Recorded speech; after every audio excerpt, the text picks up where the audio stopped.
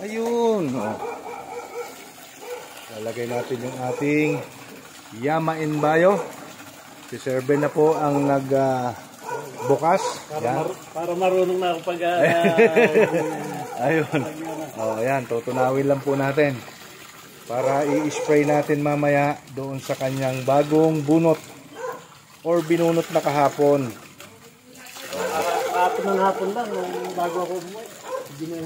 Oo. Ayan, pwede na po yan. Oo, pwede na. Konti lang. Hahaluin lang po. Hindi po ako. Hindi. Na TV pa yung ano mo. Oo. Makikita sa TV yun. Yung mga bib, yung gagamitin natin by group yung halo ko na. Minekos-mekos na po yung ating Yamain. Para sa ano yan?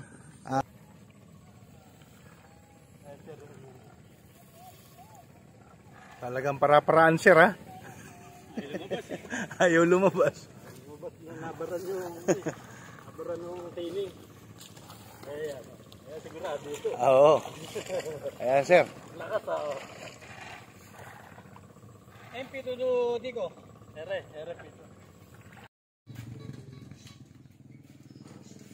Pupunta na po kami ni Sir Ben sa kanyang bukid kung saan mag-i-spray tayo ng ating Yama en Bayo, no? Sa kanyang bagong punla na binunot. So lalagyan po natin ng ating produktong Yama en Bayo na mayaman po sa Aspergillum, isang bakteryang nagtataglay ng mataas na uri ng nitrohina, no? Maganda po itong gamitin dahil spray lang po para lang po itong bakunang urea na papasok po sa ugat ng inyong bagong bunot tanim. Ayan, papunta na po kami. Sakay po ako sa kanyang tricycle, no? At makikita nyo po rito na malapad-lapad din yung taniman ng Barangay Masuso, Pandi. So dito na po ako kami sa demo site natin, no? Dito sa Barangay Masuso, Pandi, no?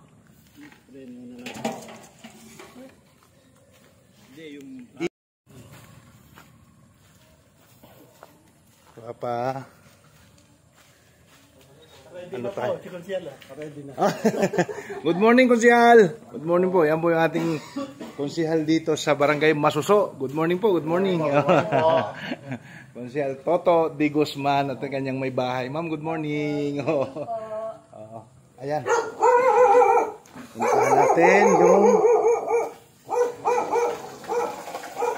ayun. Lalagay natin yung ating Yama en Bayo. Si Sir Ben na po ang nagbukas. Para marunong na ako pag... Ayun. Ayan, tutunawin lang po natin. Para i-spray natin mamaya doon sa kanyang bagong bunot. Or binunot na kahapon. Kahapon ng hapon lang. Bago ako umuwi. Hindi na. Oo. Ayan, pwede na po yan. Oo, pwede na. Konti lang. Hahaluin lang po. Hindi po ako. Hindi. Na TV pa yung ano mo. Oo. Makikita sa TV yun. Yung mga bib, yung gagamitin natin by group yung halo ko na. Minekos-mekos na po yung ating Yamain. Yan po yung ating produkto na mayroon po siyang good bacteria na ang pangalan po ay Aspergillum. Na pagka gumamit po kayo niyan, magbabawas po kayo ng todo-todo ng pataba na 4600 or urea.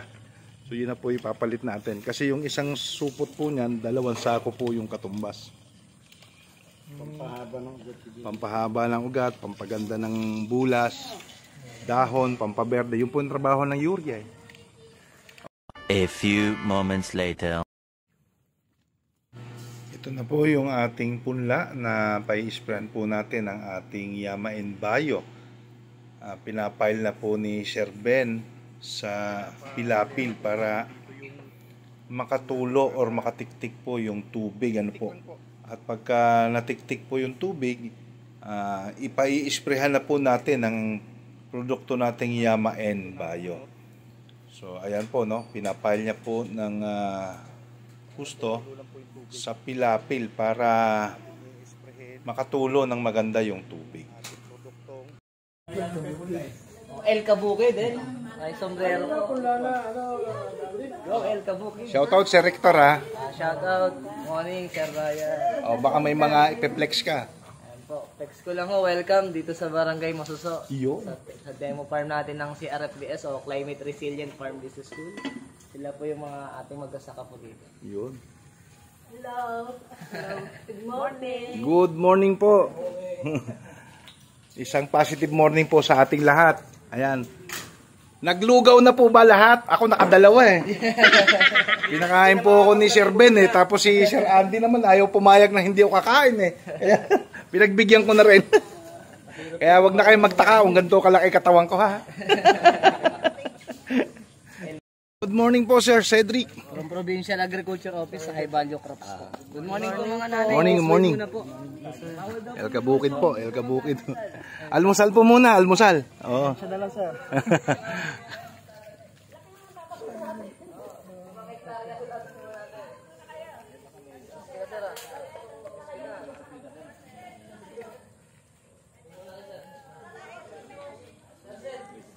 A few moments later.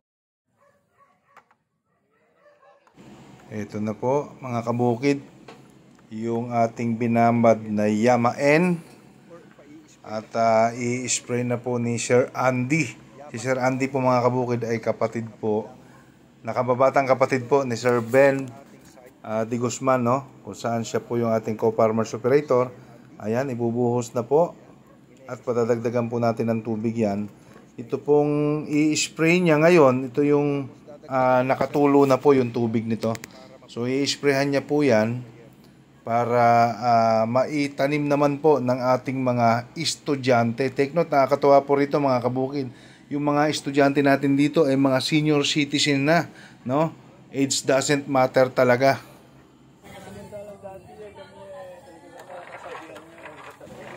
Ayan, at ini-spray na po ni Sir Andy. Mismong sa ugat, ano? Okay lang po matamaan natin yung dahon ng palay, wala pong epekto yan, hindi po yan maninilaw or mamumula, no? So ito po ay direct nating ini-spray sa ugat para makapasok po yung ating bakteryang Azoospermillum, kung saan manunuot yung tinatawag na urea sa ugat mismo, no? So kaya hindi nyo na po kailangan magpaupo pa sa inyong pinitak pag kayo'y gagamit ng ating Yama N Bio. So makakatipid po kayo ng gusto sa 4600 or urea dahil yung ating pong produkto ay tinatawag pong bakunang urea, no? Mismong manunuot po sa ugatan or sa kaloob-looban ng ugat ng inyong halaman. So yan po yung nagagawa ng ating Yama N Bio Fertilizer. So ayan, pinauubos ko po or pinapapantay ko po yung spray nitong ating Yama sa ugat ng punlang bagong bunot. Sila po ang ating magigiting ng mga estudyante, ano, na susubok muli magtanim ng palay. Nakakatuwa naman po dito sa Barangay Masuso dahil talagang marami pa rin po ang ayaw tumigil magtanim, which is good naman po, no? Dahil sa kanila ma-inspire po yung mga kabataan na ipagpatuloy yung ating henerasyon sa pagtatanim ng palay, mga kabukid. So kudos po sa inyo lahat, ma'am and sir. Believe ako sa inyo.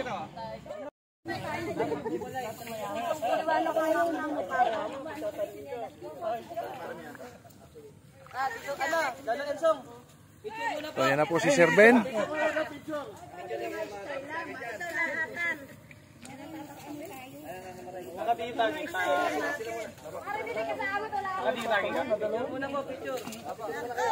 Oh, picture muna, picture. Hindi, kira. Background natin yung bukid. Kasabi nila. O, sama-sama na. Kayo talaga mga namin eh. Okay, sige, bahala na kayo hanap ng pwesto niyo. Video cinema. Baliktad yung number. Kahit di baliktad eh, pwede eh. Alin balik ko sa tatlo?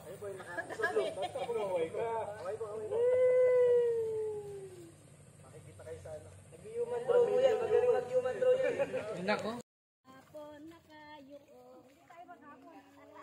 Ito na po, pupunta na po kami sa site kung saan itatanim na po yung hinakot na punla ni Sir Ben. Sila na po yung magtatanim niyan. Makigulo po tayo sa kanilang gagawing pagtatanim, mga kabukid. Nakakatuwa po dahil wala po ako nakitang kasing edad ko, no, kundi si Sir Rector lang na yan po si Sir Rector. And then the rest puro senior citizen na po. Shoutout po sa inyong lahat, mga kabukid. So ito po, tatanim na po sila ng ating punla na na-sprayhan po ng ating Yama N Bio Fertilizer. Ang buhay na bakuna. So ito po yung ating mga estudyante.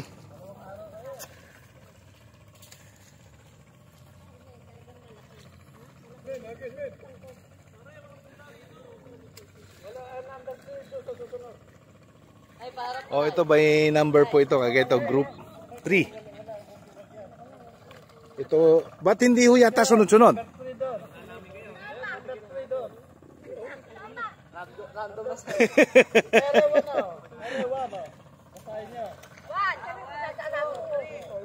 Pagsusunurin natin para di makalito. Baka malito kayo, lulusungan niyo yung number 1. Alin ang 1? Meron nga 1. Meron saka itong 1. Ayan,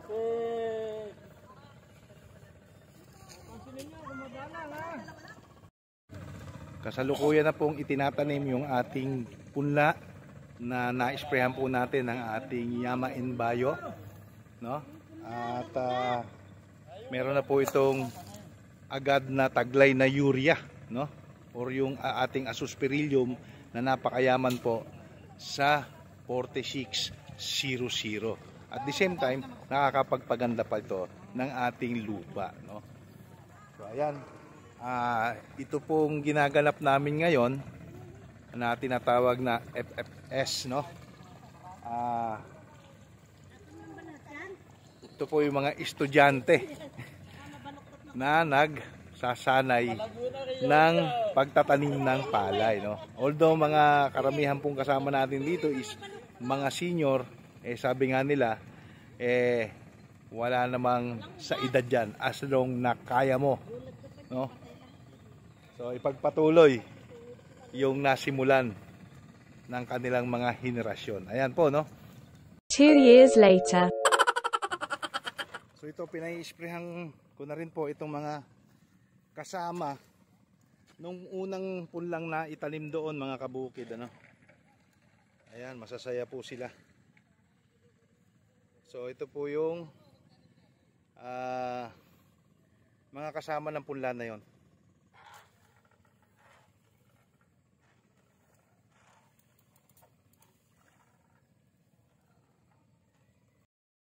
Dahil na ituro ko na po ng mabuti kay Sir Ben at kay Sir Andy yung protocol ng ating produktong Yama N Bio, ako po ay namaalam na po sa kanila, no? Dahil ako po ay malayo pa ang uuwian, kabanatuan pa po. Ako po ay natuwa dahil habang kami ay naglalakad ni Sir Rector, dahil ako po ay hinatid niya sa labasan, may nakakilala po sa atin, no? At sila po ay naglambing na baka daw sila ay pwedeng maisama naman sa pagbablog ko ng araw na yon. Kaya hindi naman po tayo nagdalawang isip na pagbigyan yung kanilang request sa atin, mga kabukid. Mga kabukid, na checkpoint tayo rito sa ating mga tropa, no? Sila po yung nagkokongkreto ng kalsadang ito para maging smooth po lahat ng ating ani dyan, ano? Hindi na po mahirapan yung ating mga kababayang farmers sa paghahakot ng kanilang mga bagong aning palay, no? Kaya sinisimento nila ngayon. So, makikigulo muna tayo ng konting oras sa kanila. Kumusta po sa inyong lahat? Oh. Ayan, oh, napakasipag ni Kuya. Kuya, baka may gusto kang i-flex, batiin mo na. Bati ko po ang aming mahal na kapitan, Yun. na si Carlos Salazar. Yes. Pinagaganda po Kap, ang aming daan. shoutout sa inyo ha. Sa isang accomplishment na ito, no? Kita ko napakahaba ho ng sinemento ha. Hanggang doon sa dulo. So, kudos po sa inyo, Kap. Mabuhay po kayo. Ayan. O baka may mga gusto pa. Oy, binabati ko po ang aming foreman, si Arden Rojas. Ayun. Okay. Oh, salamat sa inyo. Ingat kayo, ingat. Oh, dikit nyo na lang sa motor nyo. Okay, salamat.